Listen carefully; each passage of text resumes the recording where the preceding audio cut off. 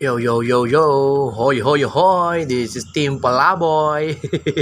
May reaction na lang tayo Meron lang tayong ipapahiya at susunuging isang taong napakapangit na si Ballpoint Man. Ayan, nakita niyan. Dito sa Singapore, sinasabi nila na wala daw kami makain. Uy, may mga ano pa dito. Ang dami pa nga dito. At ito nga, may tira pa ako. Baka gusto mo. Baka gusto mo, may tira pa ako dito. Ballpoint Man. Sabi niya wala raw kami matulugan o wala kami makain. Dito, palaboy lang daw kami. Pakitaan natin ng super lamig.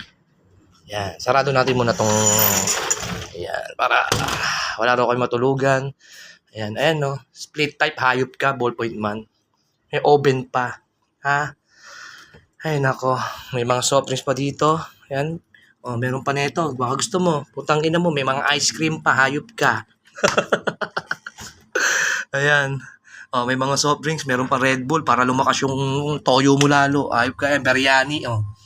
May mga alak pa.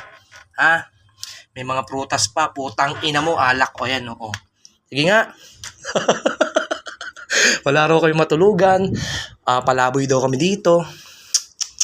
Ballpoint Man. Ba't ka salita ng ganyan kung hindi mo alam ang katotohanan? At anyway, pupunta naman tayo dito sa taas. Yan. Sa taas tayo. Hindi lang yun ang pinakita ko Hindi lang yun, Ballpoint Man charger ko pala. Hindi lang to Okay nang ina mo, iniiwan ko nga lang bukas yan Bukas yan. Pagmasdan mo, Ballpoint Man. Aakit ako sa taas. Buwa ka ng ina mo. Buksan natin. At syempre, yan. Hindi. Diba? Wala daw tayo matulugan, sabi ni Ballpoint Man. Ano patuloy niya?